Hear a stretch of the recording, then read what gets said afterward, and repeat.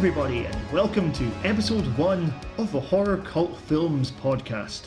I'm David Smith, and joining me today we have Jim Lanning, and we also have our web mistress, Steph. And what we want to do is we want to sit down and talk about some of the movies we love and some of the movies that we hate. So get yourself a nice tea or coffee, get yourself a nice beer or wine or whatever, have a nice walk, and let us know what you think afterwards. So, without further ado, let's meet the team. Jim, what have you been watching recently? Stuff I shouldn't have, really. Don't take that the wrong way. Amazon Prime have been a hotbed for really, really bad 90s direct-to-video action films, and I can't stop watching them. I have seen some absolute drivel on there, and I love it. Are we talking Steven Seagal style films? Are we talking like... Oh, no, people you've never heard of. In the last few months, I've become acquainted with such action stars as Gary Daniels and Jeff Wincott, who up until, I've seen these films I'd never even heard of before. And they're terrible actors, but they can kick ass, that's for sure. They're very good. But the best one I've seen, there was a Gary Daniels film called White Tiger, which was about, I think he's a cop busting a heroin smuggling ring, like drug dealers, the cliche, but they do it by way of martial arts rather than anything else. Lots of explosions, car chases, people getting killed. Very generic stuff, but I just can't stop watching them at the minute. Oh, Gary Daniels, if for any reason you're listening to this, Jim's a fan. And what about you, Steph? Ooh, what have I been watching? So I watched Relic, which I think it's Emily Mortimer. I might be wrong. Emily Mortimer stars in it, sorry. So it's an Australian movie. I don't really want to say too much without spoiling it, but I watched the first half hour and I thought, I weren't kind of getting it. It was very slow moving, but I'm glad I stuck with it for the remainder of the movie because it's powerful. It's not your typical horror film, but it deals with difficult subjects, and I just think it probably hits home. So I do recommend that. Netflix, I'm just currently checking out the Sabrina series, because obviously when I was a kid I used to watch the one they used to show on ITV that was a bit sugary and had Melissa Joan Hart in it. I enjoyed it and it was good, and had the PC games and everything, the point and click stuff. Obviously this is darker. Oh, and Bill and Ted. I watched the third Bill and Ted. Yeah. If it was a standalone film on its own, there's just not enough there, to be honest. But it's more for fans of the film. I think if you watch it on its own, you'll totally not understand what the hell's going on. It is something warm and fluffy, and sort of a heart back to the previous two films, and they've got returning cast members as well. So it's just nostalgia reasons more than anything else. There's a couple of good ideas, but yeah, as a whole, 6 out of 10. Never seen Sabrina, but I did watch a bit of Riverdale, which I believe is the same universe. All right. And I liked the murder mystery angle. The problem is, the murder mystery is given the same gravity as Archie's dad not letting him play guitar. That was the thing that really pissed me off about the show. Like, you've got your 45 minutes, at the beginning of the episode, someone uncovers a clue, then at the end they uncover a clue, and that's what you want to see push the plot forward. And you've got this kind of teen drama working alongside it. The sort of thing that Bates Motel was able to do a lot better, with their sort of balance between teenage soap opera stuff, like will Norman have a date to the prom, while also still keeping an element of tension. Anyway, that's enough of non-horror films. What we've all decided to do is look at a few different subgenres, and we're going to tell you a film we liked and one that we didn't like. Jim, starting with you, with zombie films, what did you put down as a zombie film that you're a fan of? It's got to be Dawn of the Dead, the George Romero version, of course. I think this was pretty much my introduction to the genre as a whole. I mean, obviously, when you're a kid, you hear your friends talk about them. Oh, I watched Freddy Krueger last night, and they describe it to you, and it's that your imagination takes you away to somewhere these films don't actually go. So when you see them, it's like, oh. But Dawn of the Dead showed me that horror wasn't just your generic slasher. There was more to it. It just really resonated with me. I remember it quite vividly, actually. I was staying over at my nana's house, and I was allowed the TV when she went to bed. And it was on BBC Two, I think. Yeah, I just stayed up watching that all night, and it blew my mind. A lot of people say it's brilliant for its, anti-consumerist messages and stuff like that, but it's just a brilliant film with people getting their guts ripped out and various zombies getting maimed in different ways. It's fantastic. And that Goblin score as well. Barely a day go by when I haven't got something from that film stuck in my head. It's incredible. First time I've ever watched Dawn of the Dead was at a live screening where Goblin were there playing the soundtrack over the movie, and it was brilliant. It was in a wee church in London. I came out thinking that is probably the best way to see it. The zombies in it. Romero was great at finding novel ways to kill them. Yeah, from Night of the Living Dead to all the other ones he's done, he just seems to reinvent it each time. And zombies is probably my favourite subgenre in horror altogether, because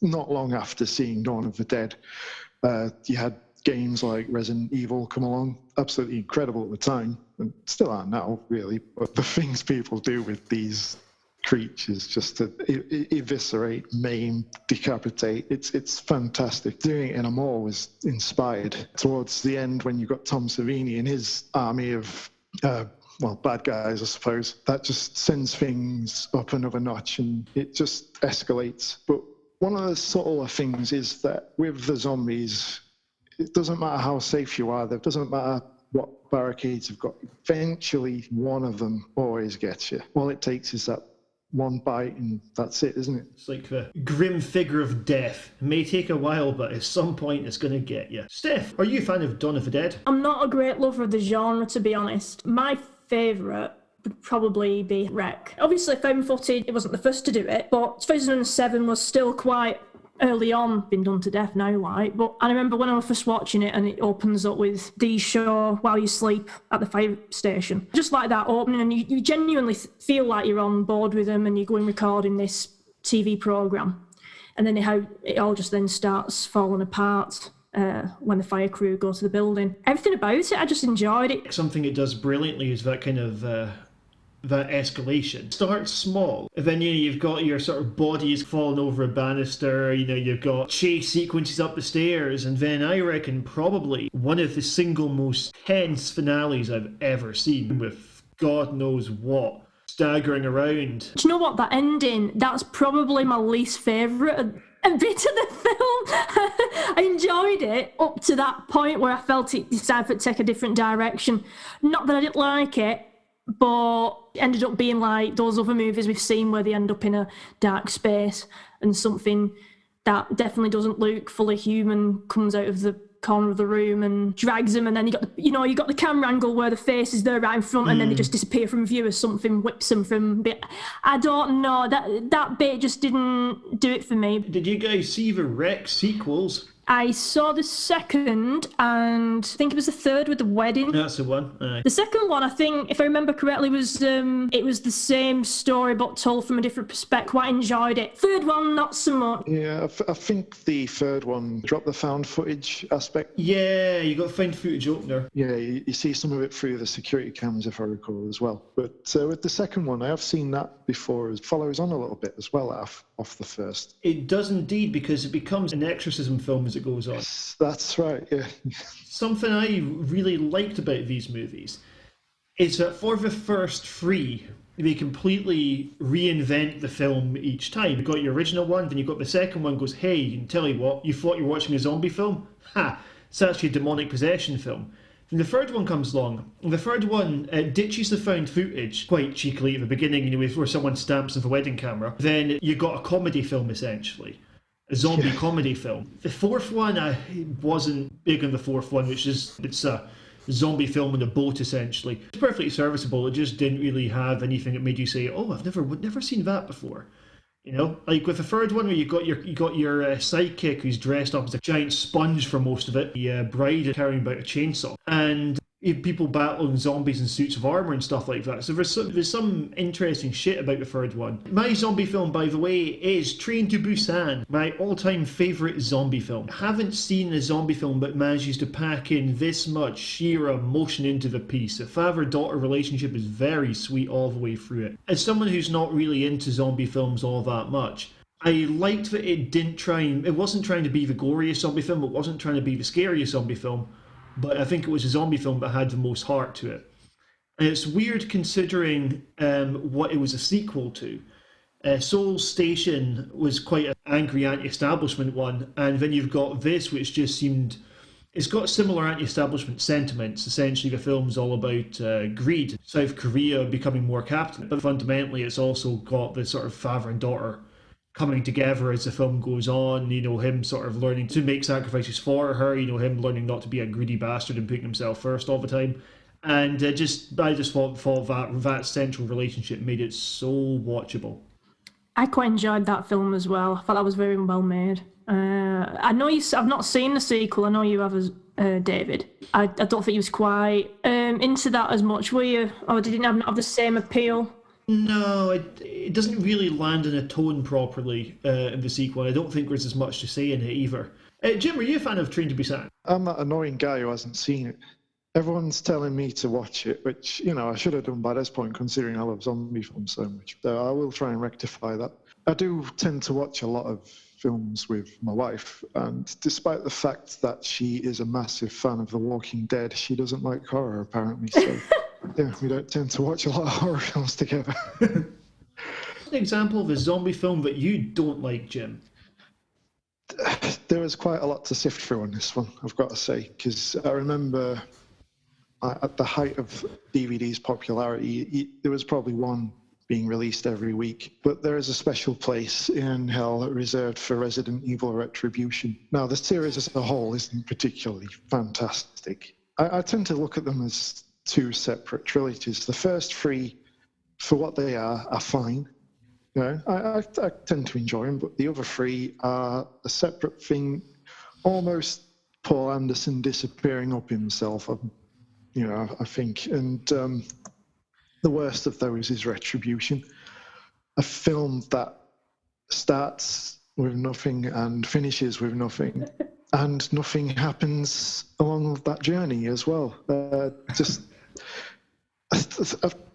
I've seen it a few times, because each time I've watched it, I've completely forgotten what happened. That's how good it is. And I watched it just before the new year, actually. And again, a lot of it is gone. But they're in some weird underground facility. Umbrella Corporation has some odd testing areas, kind of like, the old nuclear testing sites you'd see from the 50s, where it was like a little town and they've got all props there and that sort of thing.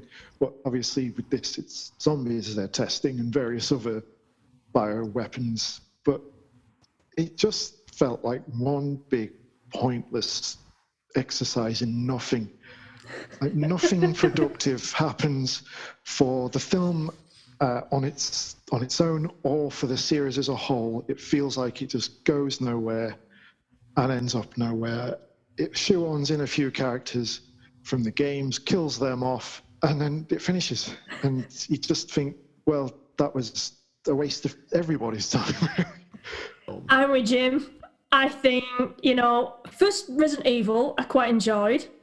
Funnily enough, I enjoyed it up to the bit where the zombies really, came into their own. I like the build-up of it before they really came on the scene, which is strange for a zombie movie, but there we go. Second one went that go. Third one, the desert one, I think it was, with Vegas, wasn't it, Jim? That's where the series peaked for me. That was a genuinely good film, if you ask me. Yeah, so those first three were fine, and yeah, absolutely. After that, I remember one...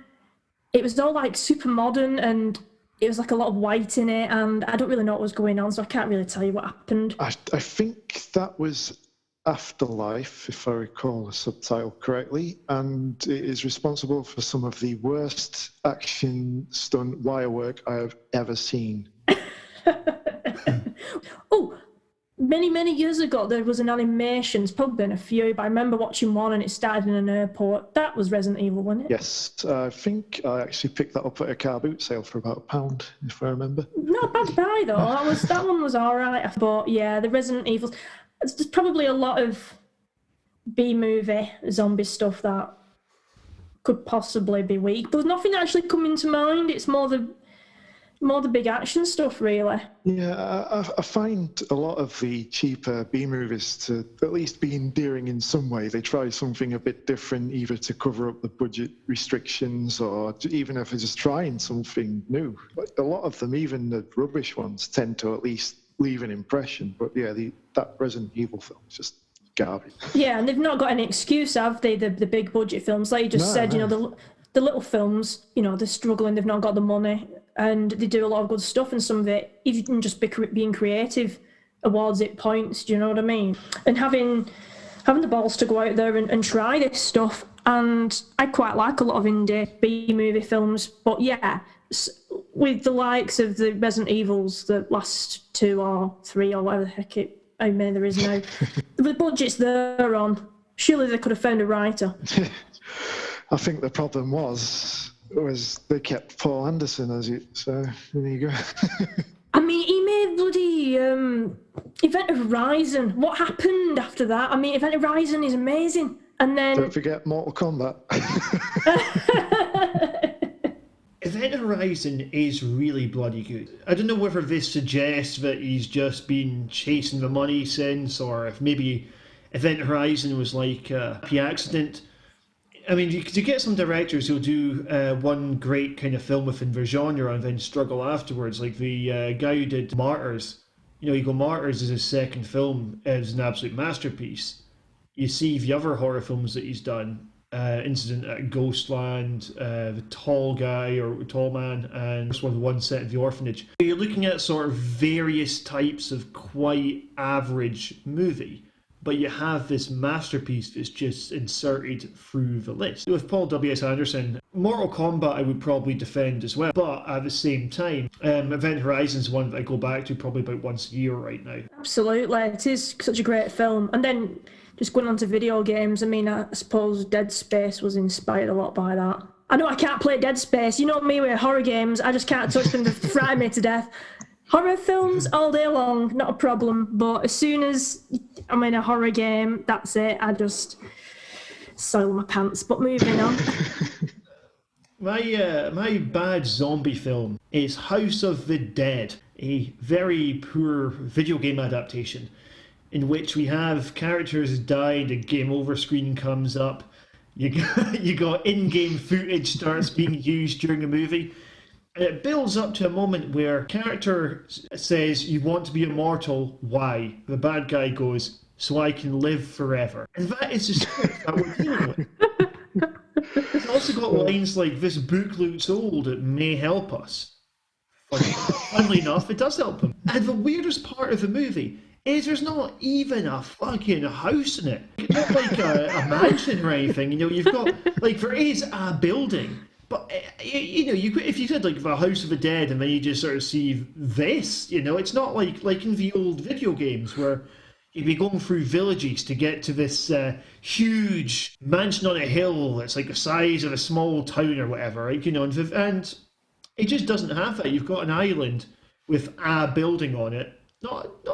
It's got an underground tunnel. I suppose that's quite sizable. And just these absolutely shocking action scenes, you know, where it's all sort of bullet time stuff, but Dreamcast graphics coming flashing up every so often as a distraction. You got some very unfunny dialogue, and I think Ball recut the film later where he started adding like fart sounds and stuff like that to try and make it into more of an overt comedy. I don't know how funny that new version of it was. I think Ball's reputation precedes him, though. That's the thing. That's the reason I haven't watched it. And I think I've only watched one of his films by accident, and that was In the Name of the King, I think it was. I think that was a Dungeon Siege film, because all of his films are video game related, as far as I'm aware. I know he's done quite a few of them. He's done Far Cry, Postal, two House of the Dead films and Blood Rain off the top of my head. But yeah, House of the Dead is one I've just avoided because I knew how good it would be. And the fact that you mentioned it adds in-game graphics to it just sounds abysmal because the games look horrible as well.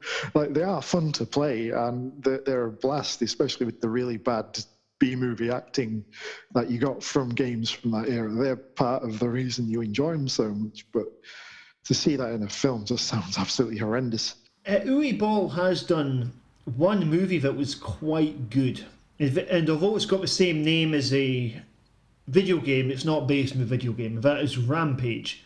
Person who just goes off on a killing spree one day, just surprisingly gritty, very sort of small, intimate film, and something that also looks like that happy accident I was mentioning earlier.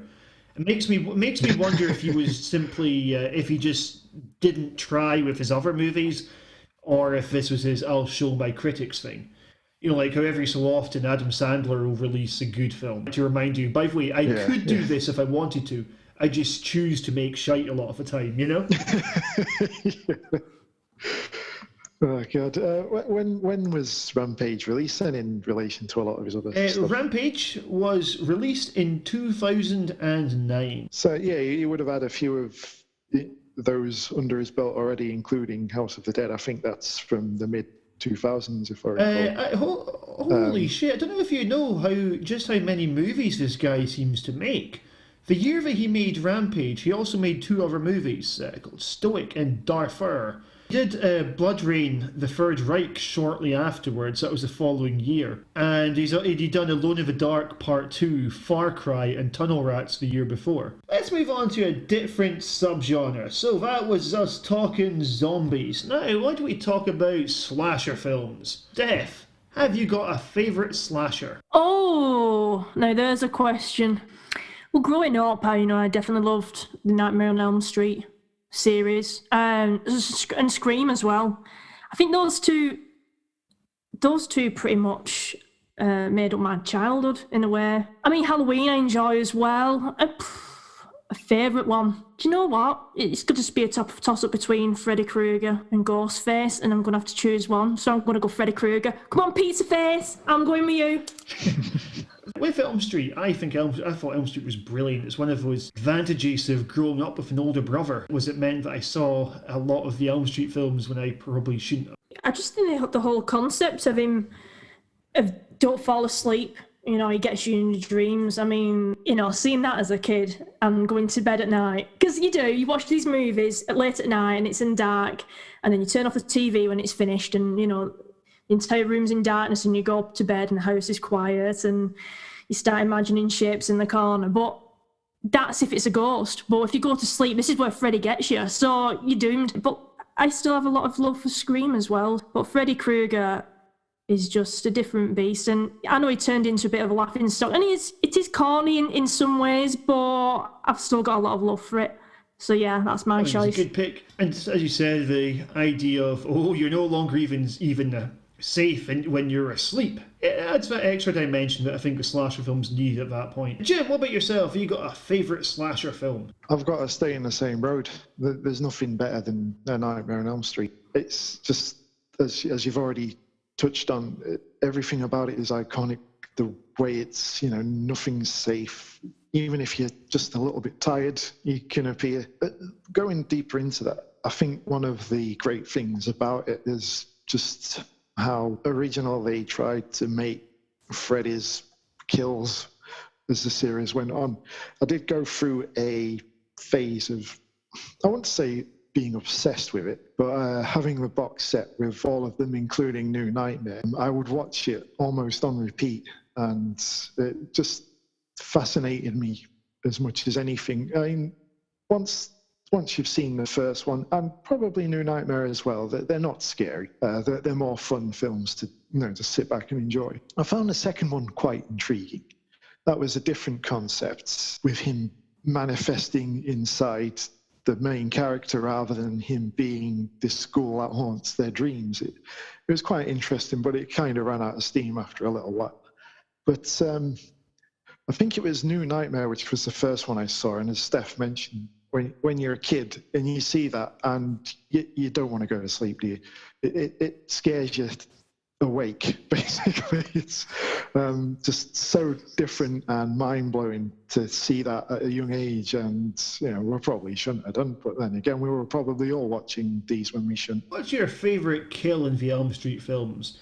One that jumps out most to me is that puppet one in part 3, where he's making those strings out of the kid's blood vein. Absolutely, yeah. That one is a memorable one. Yeah, but part 3 does have some really, really good ones in there, but for some reason, I can't remember, I think it was part 5, it was the kid with the hearing aid.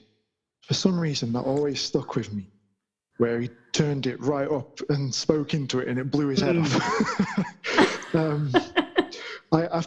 Even at the time, I found it kind of problematic. Is this ableist? What's going on? But it's something that always struck a chord with me for some reason. I think with the remake, something that struck me as a missed opportunity, because I sort of thought, well, when you've got, by that point, good CGI, it unlocks a lot of opportunities to really capture what a dream looks like. And you just didn't have that. Like, the thing that I thought was quite interesting about the remake was the way that it implied that Freddy may have been innocent halfway through the film.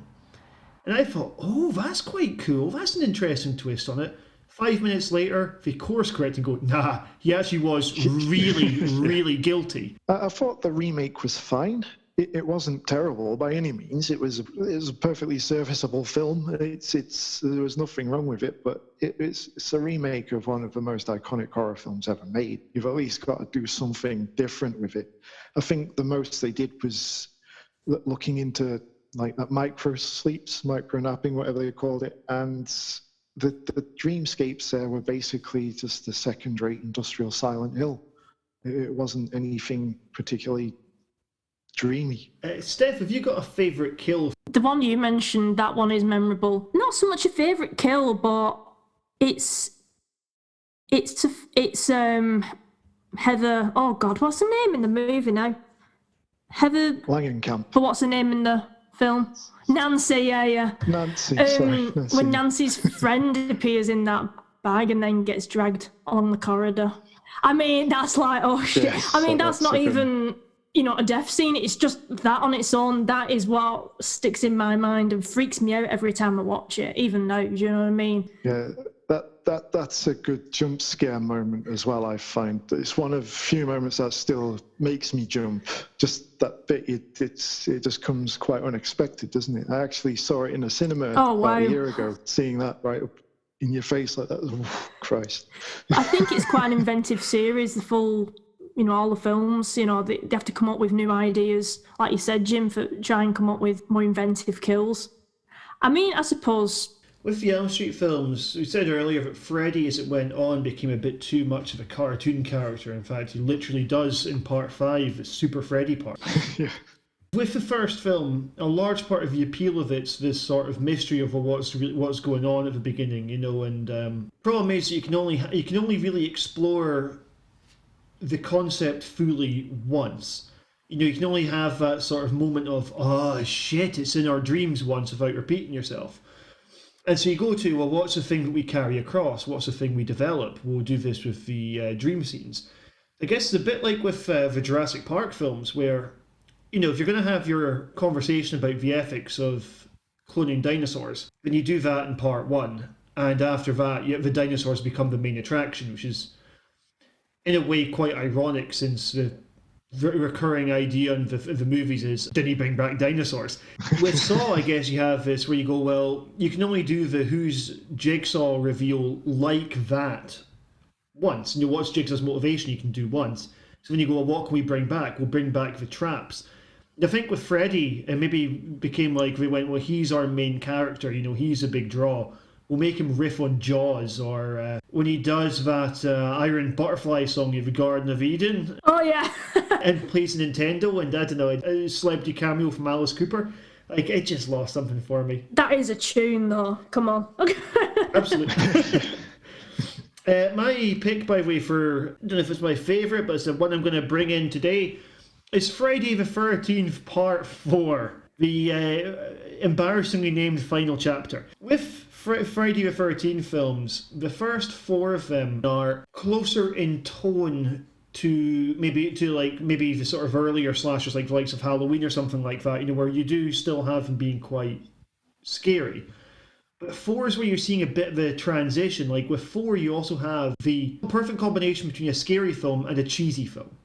You've got the horniest bunch of characters in it, and so much sort of gratuitous nudity, gratuitous violence. It's like basically an amalgamation of all the things a slasher film should be. Like Jason wasn't yet too stupid. We weren't going to total sleaze like with Part 5, and we weren't going into the kind of goofy zombie Jason era for six onwards. But at the same time, we still had a lot more fun with it than we do in Parts 1, 2, and 3. Friday the 13th is a decent series overall, but it didn't really hold my interest up until about Part 6. Which, when it started getting more postmodern and silly, as you say, with the more supernatural side of things. What stood out for me was Tommy Jarvis's character, because he pretty much stole the show, and that's probably because it kind of encapsulated the 80s brat, really, didn't it?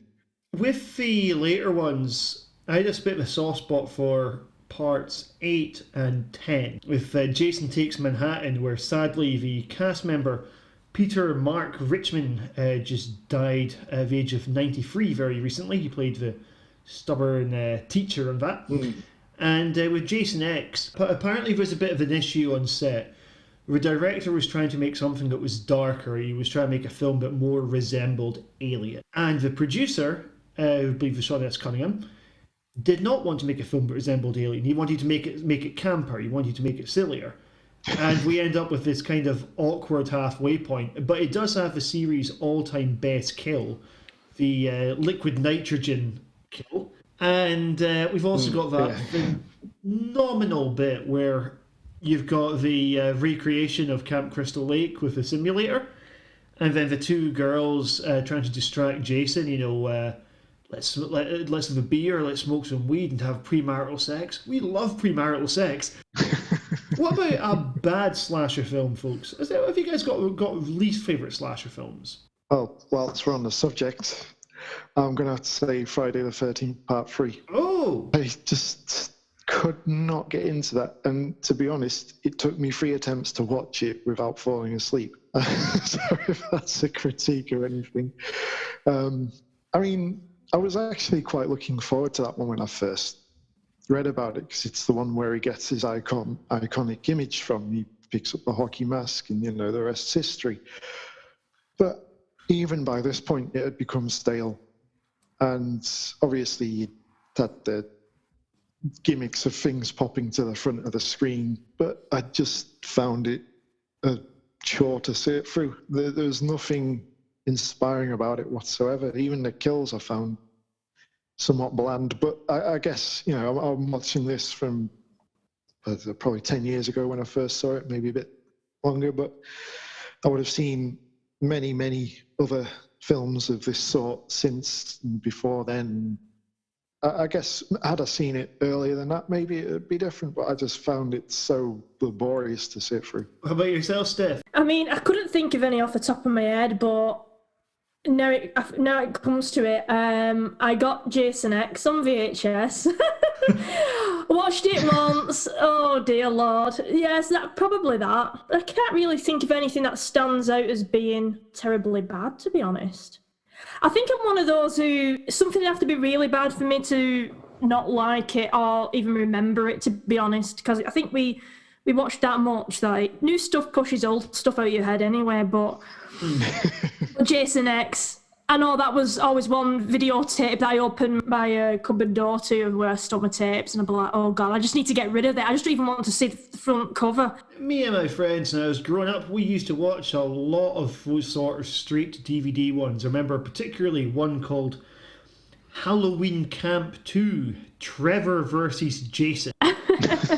So Trevor looked a little bit like Michael Myers, except like he was wearing dungarees rather than a boiler suit. And I'm pretty convinced they changed the name of the film later, which presumably would be imagining some like parent or grandparent trying to buy a present and going, oh, what was it? Someone versus Jason, and then picking that up off the shelf. And that's probably how the sales happen, because there's very little versing in it. Jason, if I remember this correctly, the only person who could be Jason is a ghost that shows up at the end. It's one of the characters' dead brothers. And he just comes along wearing a white shirt, gestures towards Trevor, and then just leaves. Thinking about bringing that one up.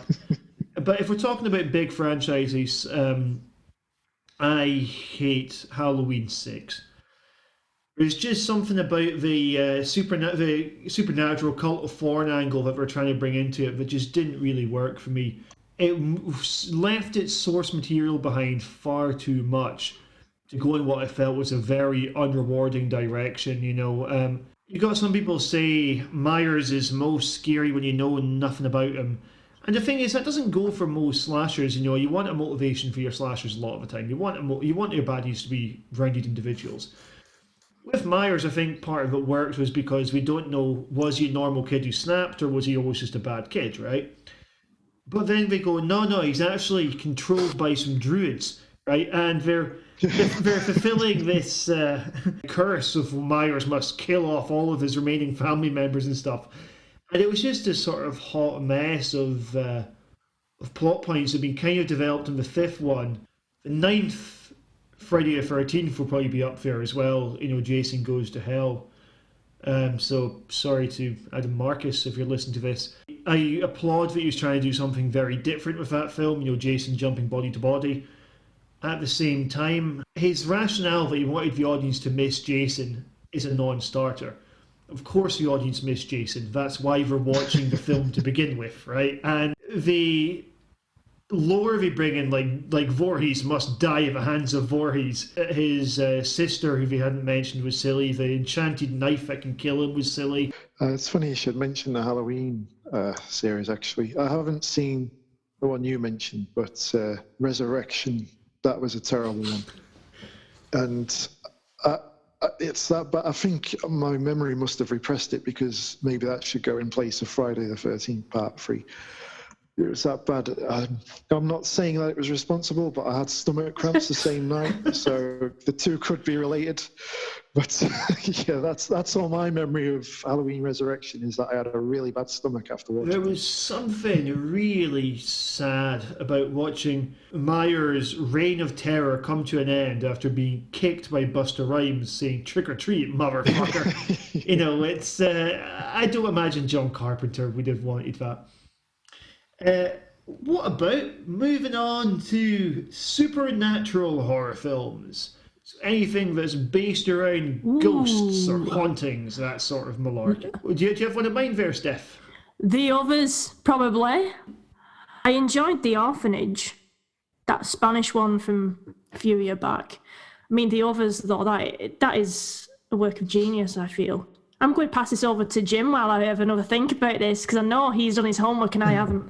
So, yeah, the Others is a very good shout and was almost my choice. I mean, that's such a haunting film, and when it gets to the end, you're just stunned. But with me, it's going to be the one film that's genuinely scared me as an adult. It's Annabelle Creation. Probably not the top of many people's lists, but I remember seeing that in the cinema, and the hairs on my neck were stood on end for the good majority of that film. It starts off quite sad. I mean, just involve kids in anything that's going to bring them harm, and that I just don't like it whatsoever. But obviously, the scares in this film just build up the tension so much. It winds it tighter and tighter before it springs, and the amount of times I could have jumped out of my skin. A few moments spring to mind, such as when one of the kids is on the bunk beds and they hear footstep, and it plays on it and plays on it and plays on it. You know there's something under the bed, and you look down one side, there's nothing there. You look down the other side, there's nothing there. So we look down the other side again. Let's just get on with it. Stop doing that to me. there's many moments like that, and there's a bit where the kid that's in the wheelchair gets locked in a shed, and she's trying to find her way out, and she's crawling around, and the malevolent spirit gets hold of her and just throws up this black mank into her mouth. And I was just, even talking about it now is getting me going. That's how much this film scared me. I mean, like, the first at all like this one, because I've been seeing the first one and then going into this one. I only went to watch this because I could. Yeah, you got a Cineworld pass. Yeah, Odeon Limitless, which is gathering dust, unfortunately, at the moment. But yeah, it's one of them where it genuinely terrified me, and you knew it was scaring the other people there as well, to the point where there was a few like lads out with their girlfriends trying to show off and that. So the bits where you can tell they are genuinely shitting themselves as well. They're trying to make jokes about it, but they're visibly scared. And, you know, people are actually jumping in the cinema screen, and there are actual screams. It was an experience. I think that was a really good film as well. Out of the Conjuring universe ones, it's either the best or the second best, with The Conjuring Part 2 being the other one that I thought was really good. As far as my favourite supernatural one goes, I'm going to go with the American remake of The Ring, which is better than the Japanese one. Saw this first, so maybe there's a bit of bias here, but for me, the Japanese one has got a really interesting story. However, the idea of the girl having telekinesis and the backing story they have for her, I found less impactful than, the girl being left up in the barn with just a TV set for yonks because all the animals around her kept on dying. And I just find that backing story really interesting. I thought the video in the American one was terrifying. Like, when I saw it the first time, I'd have been 16 when the film came out. And the bit at the end where she comes out the TV, spoilers for a very old film, was legitimately, at the time, one of the scariest things I had ever bloody well seen. Because what the American one does really well, the Japanese one doesn't really, is we have a template for what a US horror film looks like. So when they find the body in the well, you can almost believe that's the end of the film, right? And then you got that bit where the scary looking kid says, "You weren't supposed to help her." That's a shiver up the spine moment. You go, oh no, the audience are suddenly put into a helpless position. Ghost stories, I think they're probably one of my favourite genres, just because you're just open to so many interpretations of how you display that on the screen. Whether you just do like poltergeist type activity on it. I quite like the Conjuring type movies. I think they're quite entertaining. I've seen the first Annabelle. I don't think I've seen Creation. From the way you were describing that then, Jim, I don't think I've seen that. I know one we both love though, Jim. Ghost Shark, baby! Yes. No, how did I miss that off my list? Come on. I know, I can't believe it. So, Ghost Shark. just when you thought it was safe to wash the car. So, basically, Ghost Shark can appear and eat you anywhere where there's water. That is the genius of Ghost Shark. I mean, I've not seen the second one, so I'm assuming it follows the same thread of Ghost Shark pops up wherever they... Ghost Shark 2 actually takes it onto a more physical level. The water does not have to be a liquid. It can be frozen or gas. That is how good Ghost Shark 2 is. So can Ghost Shark come out the tap and stuff? Yeah. Because that's actually not a terrible concept. Because the thing is, you got to drink water, right? Well, funny you should say that. There is, like, I don't mean to spoil it, but, again, it's an old film now, I guess. But there is a scene where I think it's the policeman does have a cup of water, and then all of a sudden he splits in half as the ghost shark comes out. So it comes straight through him. It's inspired stuff. The second one really isn't as good. It's really, really cheap and looks like it's the ghost shark itself has been rendered on a PlayStation 1. Oh dear. But like the first one, spoiler alert, there's a bikini car wash. Oh, there's one in a hallway as well, I remember. I'm pretty sure there's one in a hallway and it just appears and goes horizontal across the screen. Because someone's mopping the floor, I think. Yeah. And there's kids on a slip and slide, a plumber fixing some pipes, all sorts of different ways Ghost Shark can get you. David's there now, ordering it off Amazon. I know what's happening. You're missing out. I think this sounds quite fun. So what's a particularly bad supernatural horror? My nomination for this, just the first that came to mind, and I'm probably being unfair because it's not that bad, it's Blair Witch Project 2. Blair Witch Project 2 had a good idea at its core. The basic premise of it, all right, now we're going to ditch a found footage format to have people go around the woods inspired by the movie. There's something to that. I think a problem with the movie comes from the very broad sorts of characterization that it had for it. We're like, all right, well, here's your goth, here's your academics, and here's your witch, etc., where the characters were basically defined by one trait each. And whenever they needed to advance the plot, the goth character would just go like, oh, I just know the tapes are there. Or like, oh, I just know that that's what happened to her. And it kind of pissed me off when I saw an interview with him recently about why the film has a bad reputation. And the director, Joe Berlinger, was saying, I maybe should have stuck more to the tropes of the series. And you go, no, I don't think the fans wanted the same film again.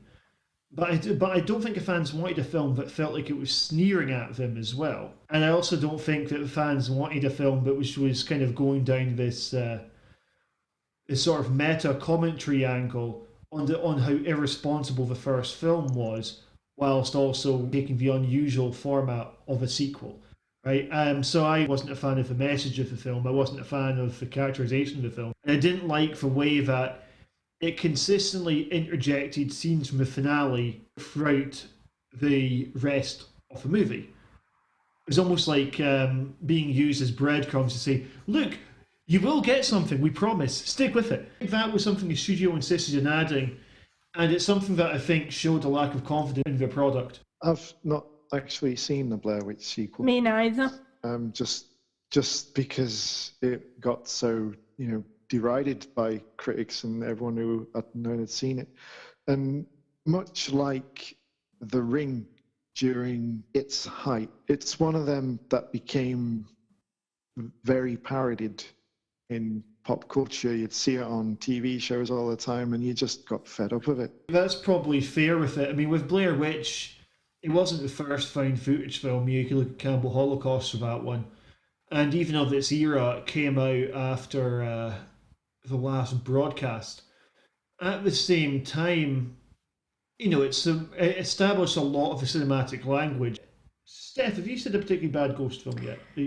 I assume Ghost Shark can't possibly be it. I would say, I don't like the Insidious films. I know a lot of people said, they go into cinema and there's that demon behind him and it terrified him. And I don't think I've been watching the same movie. The first half of the first film, I thought was solid.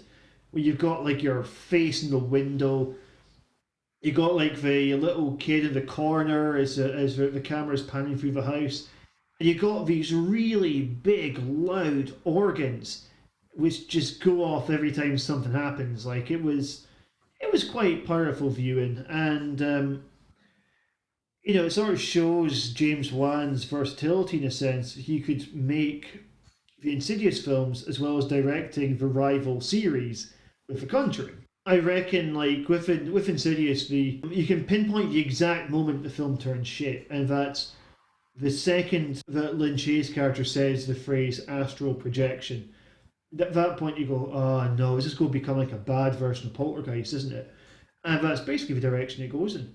I don't think the Never region or Never world. That's a bit south of the border. Going down to the Never region. That might have been a bit of movie I've been watching, pal. Yeah, whatever it's called. Never zone, whatever it's called. I just didn't think it was very well characterized. Anyway, let's move on to our last category here, which is found footage film. My favourite found footage film, and the reason that I write for Horror Cult Films was because I wanted to share this found footage film, is a little known movie called The Big Finish, which is all about a pair of people in college in England, and they're looking to do a few pranks, and then they'd leave to go on off and become filmmakers, is their big plan, right? That'll be the eponymous finish. What they do is like fairly mild or juvenile pranks that gradually escalate. It's like an episode of Beatles About that goes horribly wrong halfway through. And when you get the moment of transition where it goes from just being like a film about a pair of idiots who are fairly harmless idiots to the moment where it turns violent, it's just masterfully handled. And the way that, like, once the two characters are in it far too deep, they're still performing to the camera, they're still doing all of their faces, they're still doing all of their gags and things. There's just something really tragic about it, you know? Have either of you guys seen this film, by the way? No, is it pretty low budget? Yeah, the budget for it would probably have been in the low thousands. The film was all improvised as well. It had this sort of Curb Your Enthusiasm approach of, we got a very rough through line, but we're shooting it in sequence, and we're improvising it as well the entire time. And it's got this sort of very organic energy about it. 21 years later now, it's never really found its audience, although it's not. It's currently available on Prime. It's not available for free on Prime, but it is currently available on Prime. So Well, that's good. support the movie. It sounds good though, that the fact that they've improvised it, because that's a hard thing to do in terms of making sure you're keeping in character. They must have assumed the roles quite well. I'll have to take a look at that. I remember when he first came on board with The Big Finish. Nice. What about you guys? Favorite found footage films? Ooh, Blair Witch is a belter. I think, if you actually watch it properly and use your imagination, I think it's terrifying. I know some people think it's crap. I just think they haven't got imagination, so I just go over there. You're not included in my conversation. But no, I think if you can use your imagination, a lot of things, can be scary, and you have to watch it carefully from the beginning and just pick up on all the points. Wreck we've already mentioned, but I'm going to choose Troll Hunter.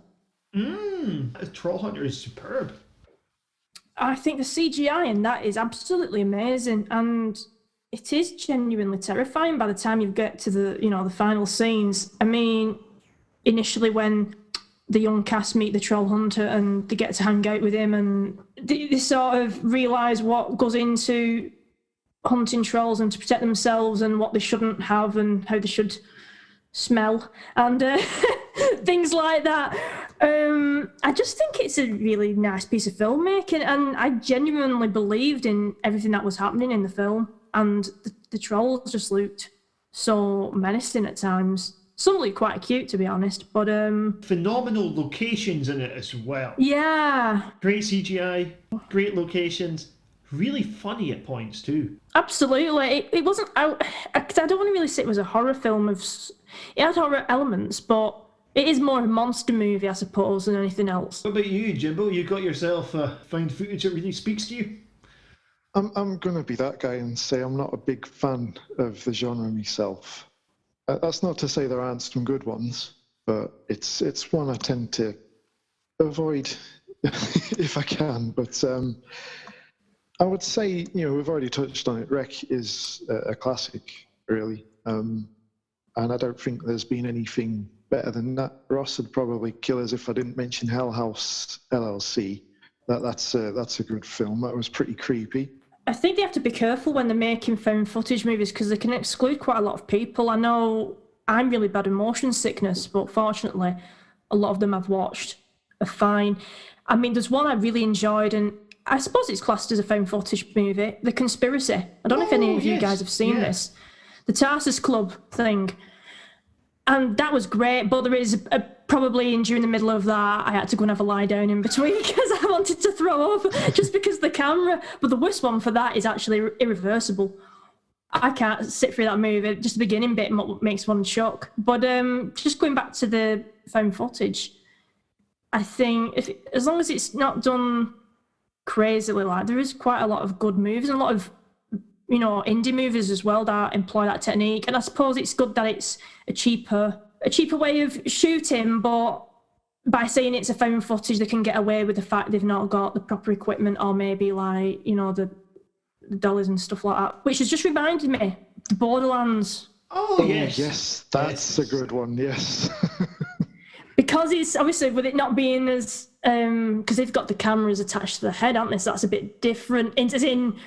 It didn't come quite to mind when we were just first discussing this, but yeah, absolutely with Borderlands. Yeah, I guess that is a belter. With a lot of found footage, you just think of shaky cameras and a lot of running around. But yeah, the Borderlands, there's a lot of fixed perspective, isn't there? Because they've set up security cameras in the church and they've got the head cams. Yeah.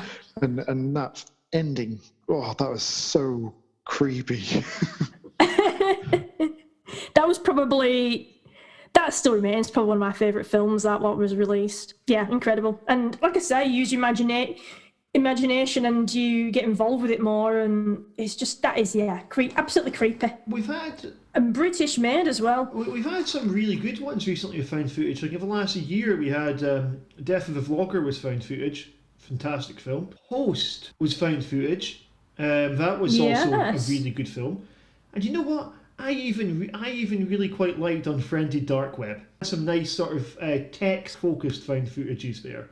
Ones that are, like, all three of those are about using the internet, essentially. Oh, and also there's some really nice, very low-budget ones like Exhibit A. I don't know if anyone else has caught it, but it was made round about the time of the recession.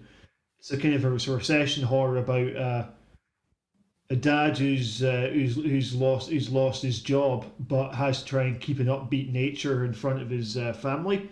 Very sad and it's grim to watch, and it goes to some really dark places by the end. I'd strongly recommend that one. The worst found footage film that I've ever seen, and actually very probably the worst film I've ever reviewed for HorrorCultFilms, and very probably one of the worst films I've ever watched, is The Human Zoo. The Human Zoo is about a reality show. People think they're going on to a reality show, and what it's going to be is like a prison simulator. They're going to be putting them in a room by themselves and see how long it takes to break them. And the first 20 minutes is not good. You can tell that this is a TV studio, someone's living room. You've got a few very bare prisons, a very unlikable cast to go into these prisons, and that's in the first 20-25 minutes.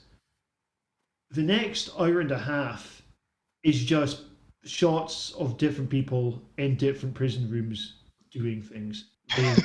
They exercise, they cry, they take a shit at one point, and they punch a wall in frustration. Sometimes they meditate. But that's it. Like, the film doesn't have an ending. It just stops at one point. The director presumably got bored and... Nothing you couldn't have seen if you'd gone out on the high street on a Saturday night, then, really. It was also quite a depressing film to be watching during quarantine as well. So maybe that made the whole thing some worse. But I've never seen such an anti-film as that. There's no arcs to it. There's no third act. Spoiler here: the characters don't get out of the prisons. They're just there. And they're still there when the film ends. They're still crying, punching the wall, shitting in the corner.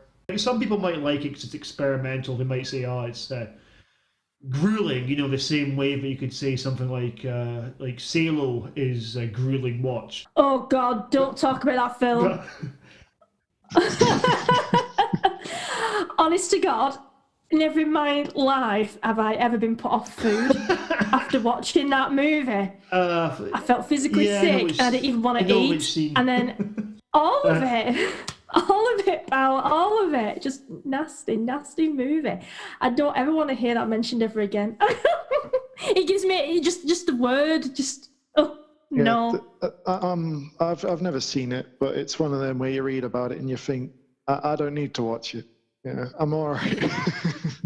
The thing is, what it does well, which a Human Zoo doesn't, is they're both very unpleasant.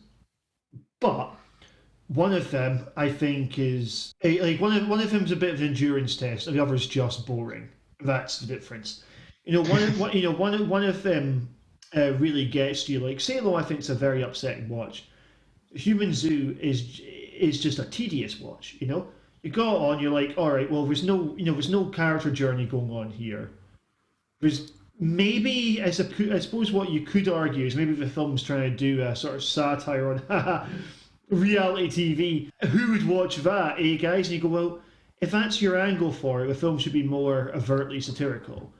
And also, surely there's a bit of ironic form underlines meaning to a movie that's boring to watch for 90 minutes to make a point that reality TV is boring to watch. I mean, it's called Human Zoo, isn't it? So I suppose is it not really showing a human zoo? As in, like, what it's like for animals locked up in a zoo that, we pay to go in and just watch, and they're stuck in a little box, and, they're not living a free life, and the thing is that just purely for entertainment. So I suppose that is what reality TV is, isn't it, with these Big Brother and things like that. The thing of that, though, is that all the people in it are there by their own volition. Like, they're all there to make money. All the characters at the start are greedy bastards. You're like, I'll be famous for 15 minutes. So you kind of lose that angle it's a bit like, catching animals and leaving them in captivity or whatever. It's like, if that was the intention, the reality TV part works against that. Like, you could just do that as people get captured and are left in rooms and being filmed.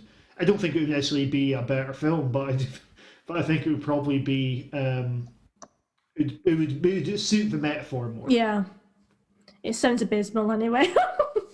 Worst film I've ever reviewed for Horror Cult Films. But you guys got an absolute least favourite found footage? I have got to say Cloverfield. I know it kind of reignited the found footage genre, didn't it? And it was quite massive at the time, but I was just absolutely underwhelmed by it, and I switched off halfway through. It just didn't hold my interest whatsoever. There was one or two good bits, don't get me wrong, but overall it was just a horrendously dull film. I really liked the second one, 10 Cloverfield Lane. Yeah, that's a good one. That's the one with Mary Elizabeth Winstead, isn't it? Aye, John Goodman, I believe, is the captor. That was quality. I didn't see the third yet. Steph, you got a least favourite found footage? A least favourite found footage? Oh. Or just a shit one that comes to mind? Can't really think of one that was that. I mean, there has been a few like B-movie ones. I can't really think of any off the top of my head, to be honest. I just think, there's more and more found footage movies that we completely forgot. I mean, Jerusalem was a good one. That was found footage, wasn't it, from memory? And would Chronicle have been a found footage? Jerusalem. This brings in an awkward technicality, because I spoke to the directors about this, and they did not like when I used the term found footage. They're like, this isn't found footage. So they're like, no, because it's all done through a set of augmented glasses, right? You're like, okay, but but it's still a first-person film with a shaky camera. Like, I mean, for all intents and purposes, it's a bit like people saying, no, 20 Days Later is not a zombie film. It's a rage virus, right? You go, okay, but it still looks like a zombie film, I mean, I suppose as well, does the footage need to be found for it to be a found footage film? I suppose it's got to be findable, I guess, but I mean, like, if it plays fast and loose with that, I mean, Apollo 18, where the rocket ship blows up at the end, how the fuck does anyone find the footage for that? Yeah. Right? I suppose as long as they could be recorded, which you could be, I believe, with the augmented glasses in that movie, so, it's a found footage film.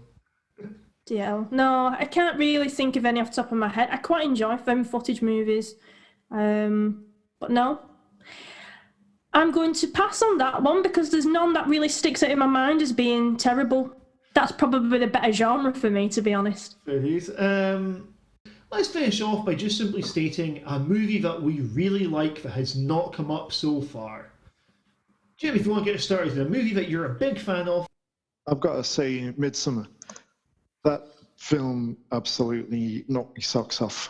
I've never really seen too many folk horrors prior to that. Obviously, I've seen The Wicker Man, a couple of here and there that's probably been on the TV, but it was just something else. And the fact that you've got such a strong cast and a really intriguing story, like everything Florence Pugh's character is going through, you're going through with her at the very same time. It's all new to you as well, and it just the way it unfolds is so gut-wrenching and fascinating. I've watched it a couple of times since, and every time you just pick up on something new and either equally horrific or just really, really interesting to it. And it's one of few films that have stuck with me for as long as it has. Like, weeks and weeks after I'd seen it, it still was right in there, just manifesting. There's very few films that have had an impact on me like Midsommar has. In terms of its presentation, it was one of the most impressive movies of recent years. It makes me think, if this is Ari Aster's second film, this guy's got a long fucking career ahead of him, And I hope he continues to make horror films. Apparently, I believe his next one's going to be over 4 hours long and quite surreal. Wow. So, Well, if it's good enough for the Justice League. I think I'd rather watch an Ari Aster film rather than a comic book. I'm just not into the big superhero type stuff. Hereditary, I didn't take to really, but Midsommar, yeah. I think the fact it was all shot in the daytime as well.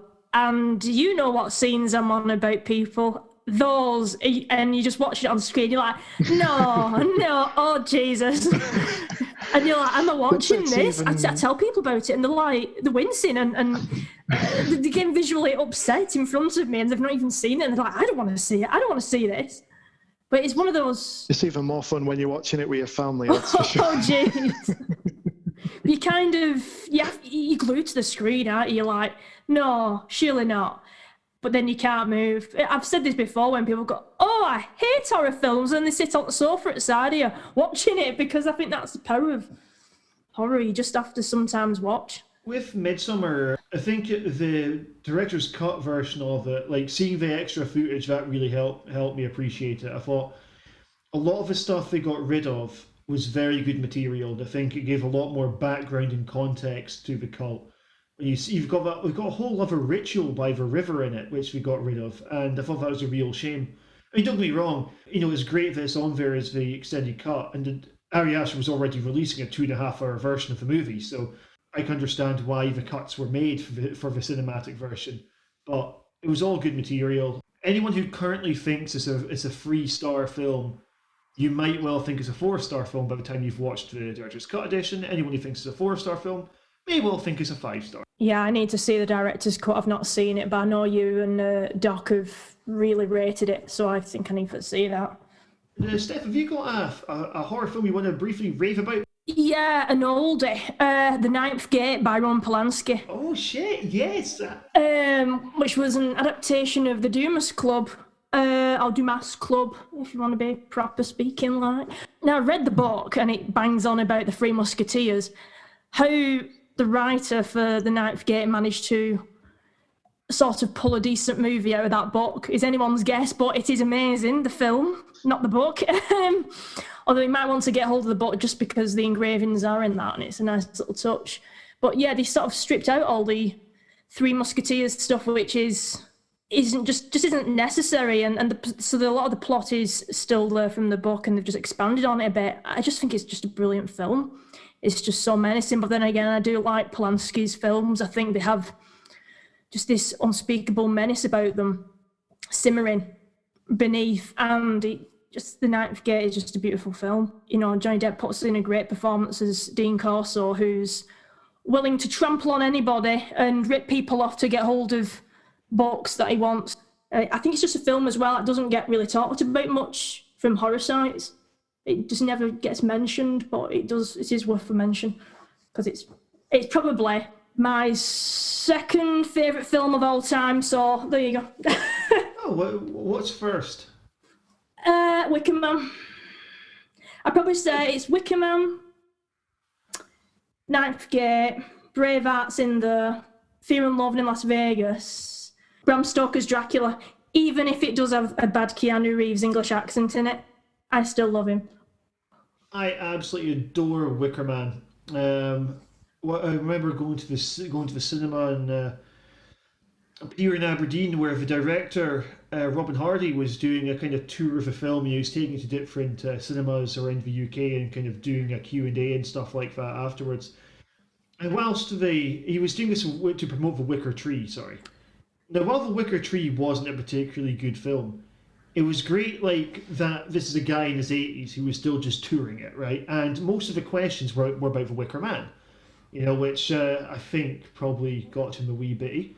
At the same time, like, you've got one of them that's as beloved as that, then you've done remarkable. And it's a shame we'll never get to see what his third one would have been. A film I want to finish off on that hasn't been mentioned so far. I had a couple of minds, like, so I was thinking about Hellraiser as potentially being one as a fantastic dark romance, a sort of a sexy dad. The sexy cad versus the good dad. I'm all here for sexy dad, woo!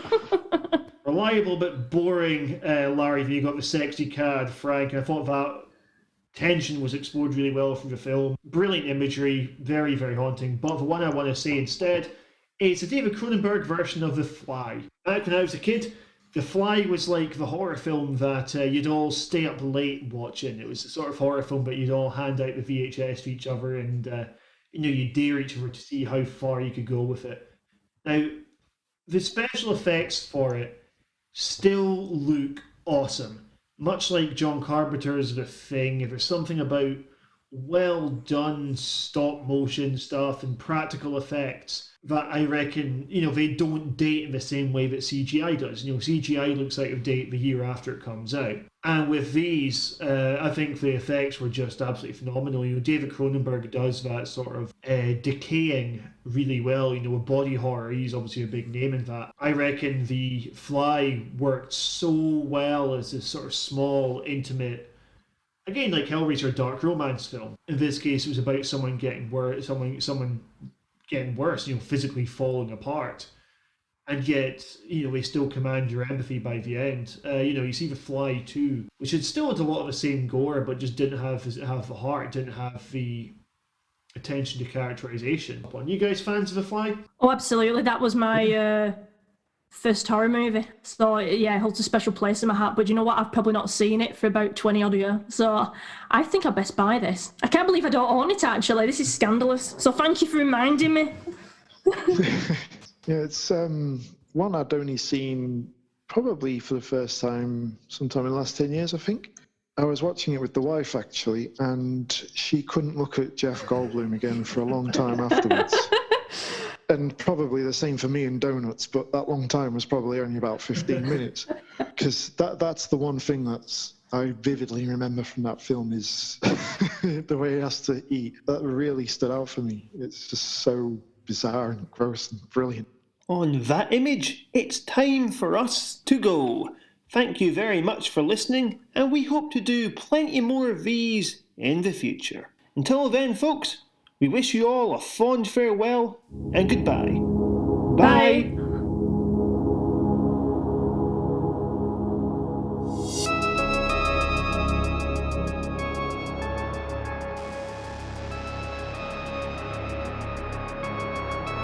For news, reviews and features, check out HorrorCultFilms.co.uk. Thanks for listening.